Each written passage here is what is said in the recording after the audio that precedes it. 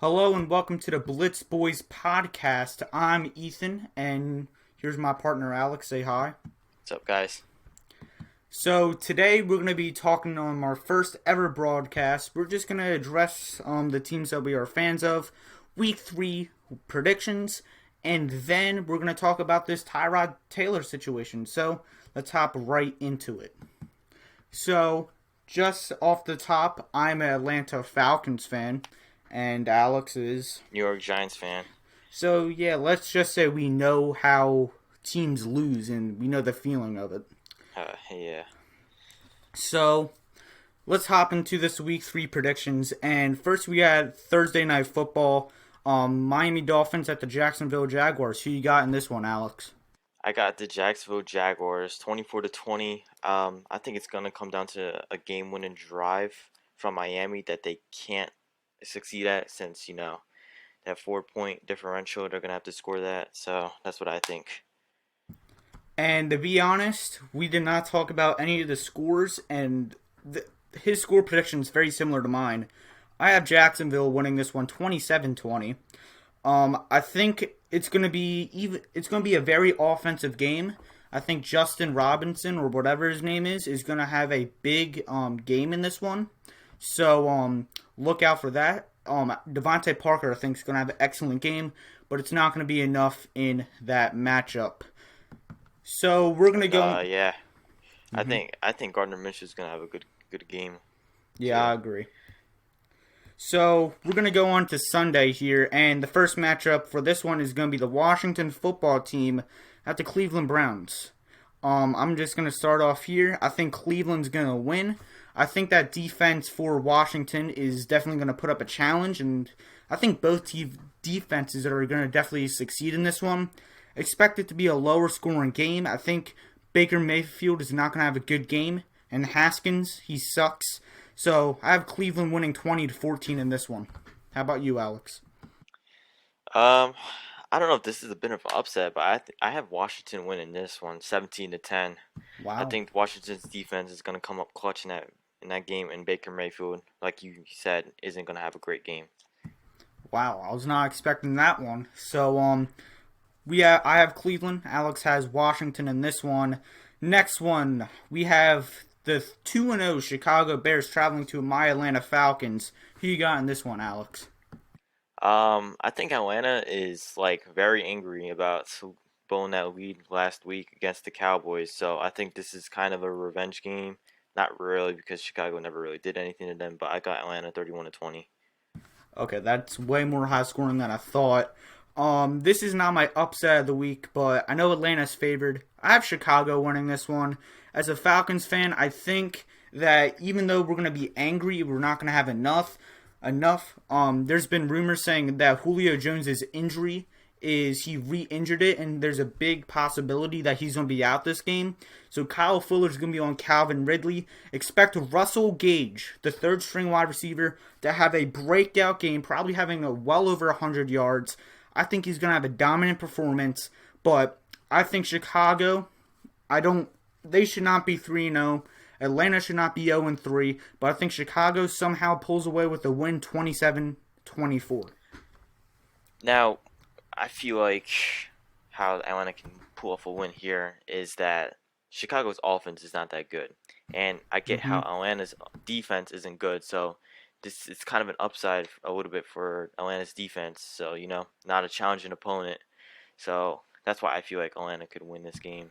Yeah, I agree, but I just think that we have nobody stop Allen Robinson, and if he stopped, we have nobody stop Anthony Miller on that other side. So after the loss last week, I don't feel confident at all with my team. I'm sorry if you're a Falcons fan watching.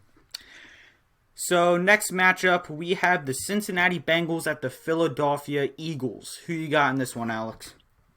I think this is going to be a really good matchup because, Philadelphia is going to want that win and Cincinnati's going to want to win. Rookie Joe Burrow. But I think the Philadelphia Eagles can pull off a win here, 28-24.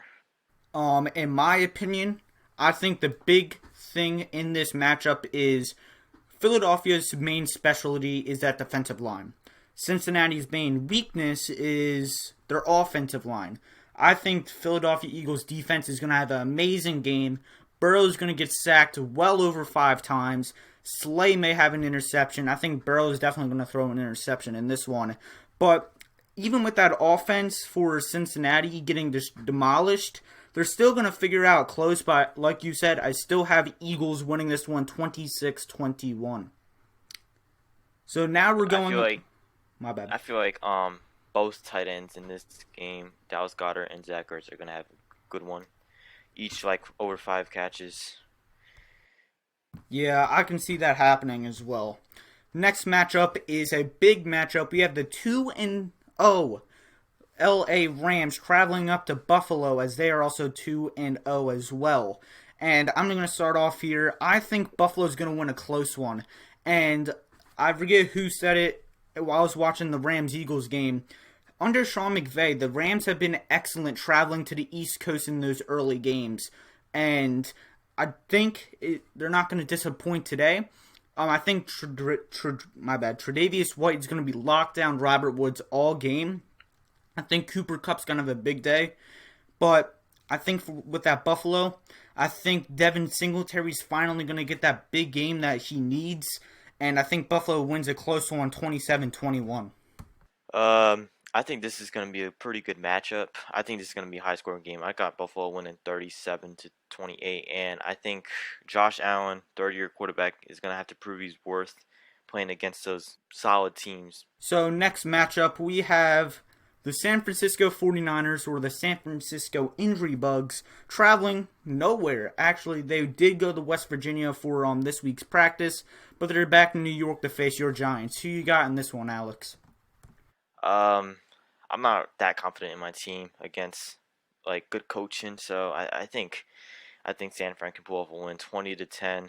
I think San Fran's defense, even though a bunch of injuries, they can still manage to lock down New York's offense. No Saquon Barkley. I completely disagree. Now, I do have San Fran winning 31-27. Now, you may say that is really close. I think this is going to be a big game for Darius Slayton. That secondary for San Fran is all beat up. Richard Sherman, who's not fast at all, he's out anyway because he's on IR. I do think San Fran wins. You're going to be without Jimmy G, Raheem Mostert, Kittle's questionable, and then you have your best player, arguably, Nick Bosa and Solomon Thomas. Both your edge rushers are out for the year. So I do think San Fran's going to get it off. Expect a big game for Jerick McKinnon in this one, but New York, I think they're gonna say they're gonna come out and say we don't need Saquon Barkley to win. Yeah, I could definitely see that happening, but it's just uncertain for the Giants. I mean, sometimes they can come out looking like crazy good, and then that second half comes and then they just don't score. Yeah. So we're gonna go on to our next matchup here. We have the 2-0 Tennessee Titans at the 0-2 Minnesota Vikings. Who you got in this one? I have the Tennessee Titans, 23-17. Nothing much I can really say. It's a pretty good matchup. I mean, I think Derrick Henry is going to demolish the Minnesota defense, and it remains uncertain if A.J. Brown could play. He's questionable to play on a hamstring injury, I think it was. But I feel like they're going to really run the ball a lot. Now, I do agree with Tennessee, and just like what I said about the Dolphins-Jaguars game, the scores are very similar. We didn't talk about it. I have Tennessee winning 28-17. I do think Kirk Cousins is going to have a bounce-back game. I think Justin Jefferson is definitely going to get involved in this offense. But the big thing is, I think Kyle Rudolph is regressing, and if you look at all your top receivers as the Vikings, I know Thielen can go downfield, but all of them succeed in the slot game. You can't have 3 slot receivers on the field at once, and it's not going to be a good result in my opinion. Like you said, I think Derrick Henry is going to eat up that defense in this one. Hopefully he scores. I have him in fantasy and he hasn't scored a touchdown yet, and I almost lost the matchup. So I expect him to have a big bounce back game. And the big guy, Jonnu Smith, I think he's also going to have a good game in this one. So we're going to go on to our next matchup. We have the Las Vegas Raiders traveling up to New England in this one. And I'm going to get off the rip. Both of these offenses are going to be good. New England looks spectacular. I was one of the big believers in Cam Newton this year, and he has not disappointed so far. Besides that questionable call by McDaniels at the end of that Seahawks game, he's been lights out and doing really good in that Patriots offense under Josh McDaniels and Bill Belichick. And I have New England winning this one 34-26. I do think Darren Waller's not going to be stopped. I expect him to have a good game. And I think Carr is really going to have a good game. I know that secondary is really good, but I do think Derek Carr is going to have a really good game in this one. A big sleeper I have this week, Bryan Edwards, the second or third string wide receiver for that Raiders team. I think he's going to have a breakout performance in this week. But that run attack for New England is going to be too much. And like I said, I have New England winning 34-26. How about you, Alex? I think this is going to be a close matchup into the fourth quarter, but I do believe New England is going to start dominating in that fourth quarter, and the game will get out of hand.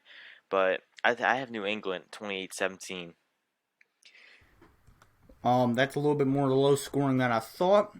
And we're going to go on to the final 1 o'clock Eastern time games in the NFL this week. We have the Texans traveling up to Pittsburgh. Who you got? I have the Pittsburgh Steelers. 0-2 Houston Texans. That trade with DeAndre Hopkins going out is really impacting them, and I don't think Deshaun Watson has many weapons. I mean, there's not much they can do against that defensive line, that top tier defense. So I have Pittsburgh winning this one 21-16. Um, I agree with all your points that you just said. I think Pittsburgh wins it as well, 27-14. I think Deontay Johnson is going to eat up that secondary. To be honest, besides Justin Reed, your top tier safety, I think your secondary is not good, and it's a tad overrated in my personal opinion. The Watt brothers, if you didn't see that, headline. The three Watt brothers are going to be playing this one. Two Watt brothers, and Derek and TJ on the Steelers, and then of course JJ on the Texans. But like you said, I don't like any. Well, I do like Will Fuller, but he is very inconsistent and injury prone. But I do agree, Watson is not going to have a lot of weapons this year, and with a mix of that offensive line, besides Tunsil being absolute rubbish, I don't see Houston winning this one, and they're going to start out with a shocking 0-3 season. Yeah, I think Ben Roethlisberger is actually going to have a big one here. I think he's going to expose that defense. So I agree. Yeah, I agree with that. This could be like a higher scoring game, of course, for Pittsburgh, but I'm gonna remain with 21-16. Yeah. And we're going to go into the afternoon games, and I think this first one, we are probably not going to spend 30 seconds or more on this. We got the Jets at the Colts. I'm going to start off here. I have the Colts winning. That Jets team is horrendous. That Jonathan Taylor, he's going to have a big game in his second game. I have the Colts winning 26-10. How about you? Yeah, I agree with you 100%. I have the Indianapolis Colts winning this one 23-7. So you don't think at all? Oh wait, my bad. I went blank. I thought you said no touchdowns for the Jets. I think in the garbage time they will eventually score a touchdown. But we are talking too much about this game. Let's get off. That's going to be a obliteration and a whooping. Next game we have the Carolina Panthers at the Chargers, and this is probably an underrated game to watch. Who you got in this one? Oh, I'm glad you said that because I got an upset 24-21 against the Los Angeles Chargers for the Carolina Panthers. This would be a huge win for the Panthers as they're an 0-2 and without Christian McCaffrey. I think that Teddy Bridgewater is going to do well against that defense, even though they're, defensive line, Los Angeles Chargers, I mean, they're like a wrecking ball. But I think he can work with Robbie Anderson and DJ Moore. And I disagree with you 100%. I think Herbert's going to come out big. The Panthers have one of the worst defenses arguably the worst in all the NFL. I have the Chargers winning a shootout, and it's not really a shootout, 33-20.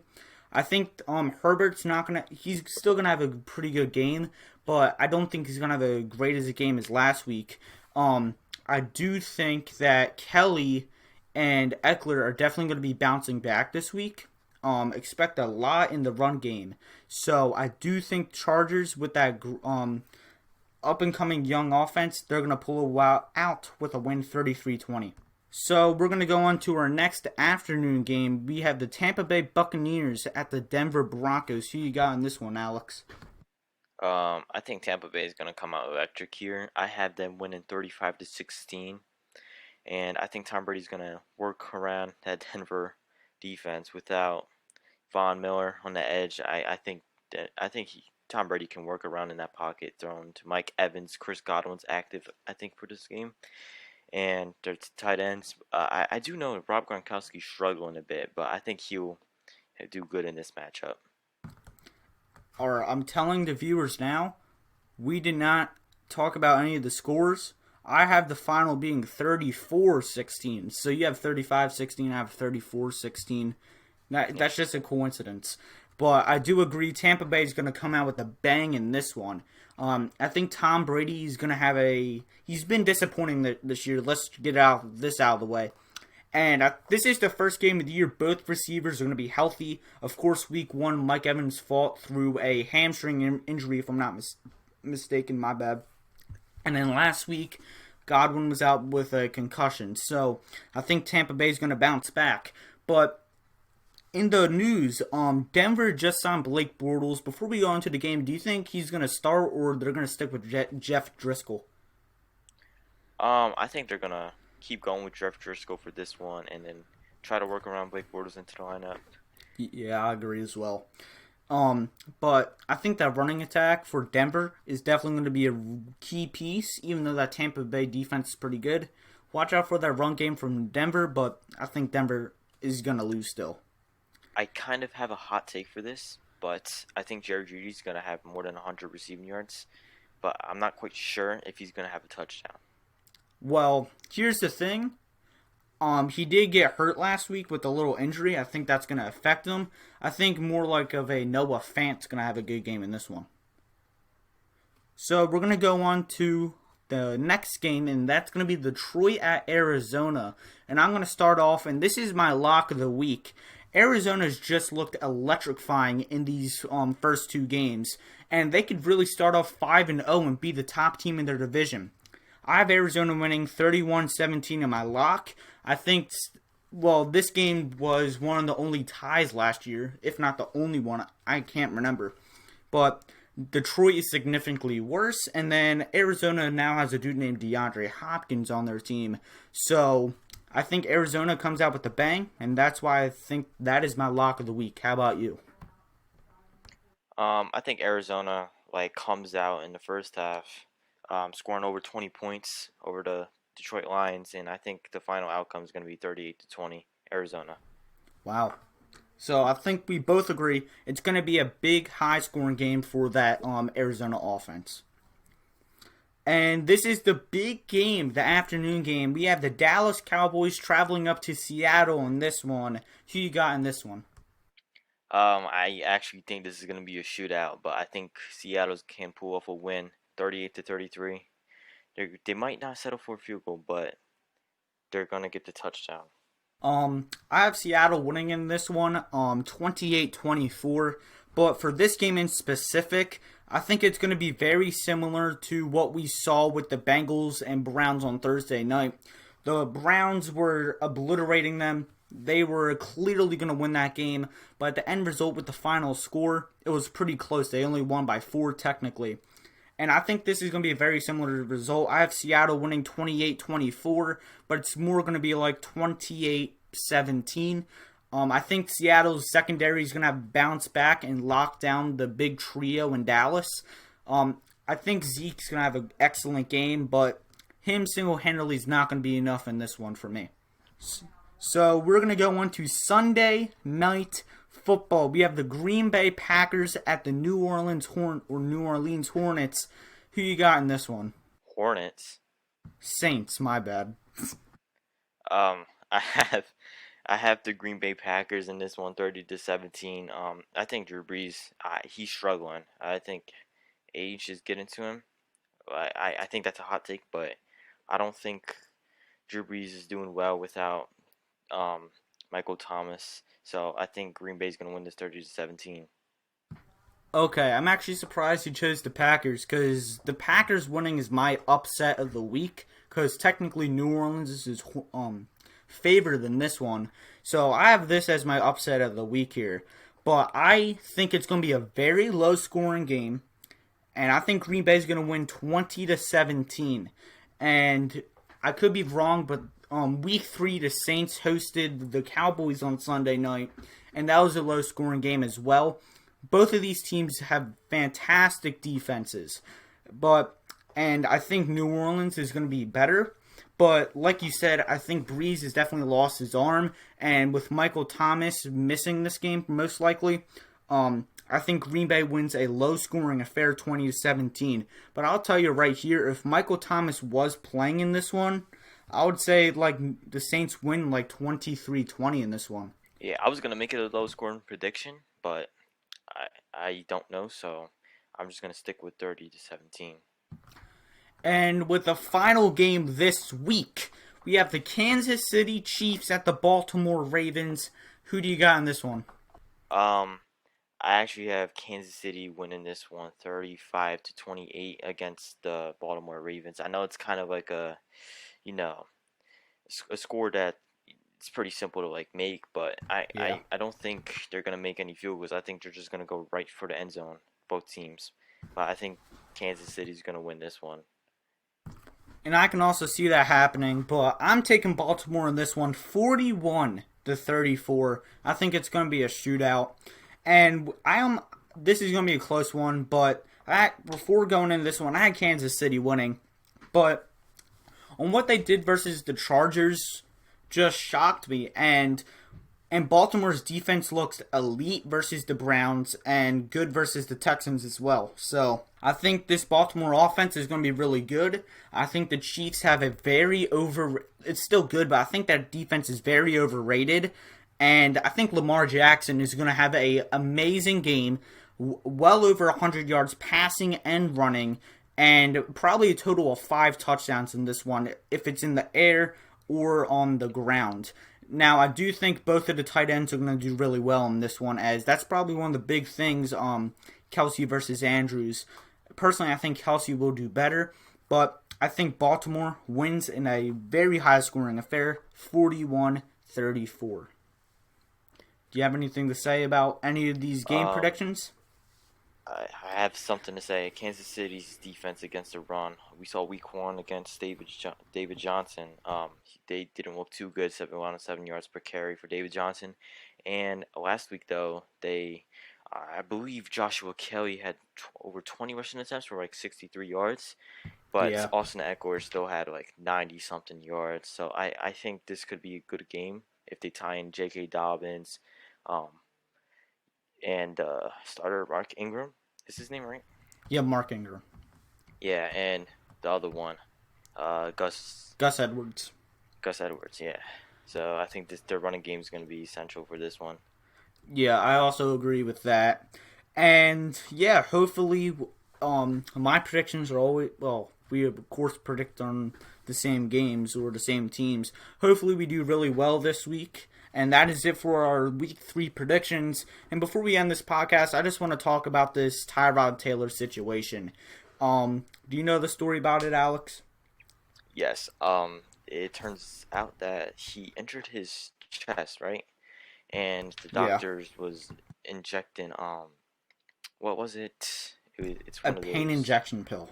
yeah, pain injection pill, and then they punctured his lung. And I don't know anything about like injuries like that, but uh yeah, I don't know if he's out for the season or like out for a few weeks. What I've read on, he was only taking it because apparently he had cracked ribs. Now, I'm not sure if he had cracked ribs after the incident or before. But if it was before, why would you start Tyrod Taylor with cracked ribs versus one of the best teams in the NFL? That's just stupid in my opinion. And also, I'm not sure if he did it on purpose. Like, how would you puncture his lung doing that? I'm not like a doctor, or like you said, I don't know anything about injuries, but how would that happen in the first place? And also, if we look at that Chargers team doctors, you have Derwin James always out. We had injuries in the past with their offensive line. Besides the Eagles, the Chargers may have one of the worst medical staffs in all the NFL. I don't know anything about Los Angeles injuries, but I do know that one of their receivers, I forget his name, who's seventh overall pick in Mike the Evans? 2017. Yeah, Mike. Mike No, Evans. Mike. Mike Williams, my bad. Mike Williams. Yeah, yeah. He had to battle some injuries like early. That's the only thing I can think of. Yeah, Derwin James too, Yeah. out for most of last season as well. So yeah, they really need to make some changes, I think. Yeah. So, to be honest, if let's just say Tyrod Taylor was okay in this situation, Anthony Lynn came out and said that he was going to start, which I absolutely think is stupid because you have a young player that's going to be your focus point of your franchise going forward. And he had an excellent game in this last matchup. Why would you not start him in this upcoming week versus one of the worst defenses in all the NFL? Yeah, I definitely agree with you. I don't know why they don't want to start Justin Herbert as Yeah. early as week 3, but I guess that's just something that the coach and just doesn't want. Yeah. Any last things to say on this podcast? Number one, Uh, Go Big Blue. go Dirty Birds. That is it for the Blitz Boys podcast, episode 1. Next podcast, we're most likely going to upload every Wednesday and Thursday. On that Wednesday, we'll give our power rankings and reactions on the games of the last week, and then like this video, it's going to come out on a Thursday, so we're going to give our predictions for the upcoming week and any news in the middle of the week. If you didn't do it at the beginning, make sure to hit that like and subscribe button. We would both really appreciate it. And yeah, so guys, I hope you enjoyed this podcast. Like, share, subscribe, and like always, have a good day. Peace out. Work in progress.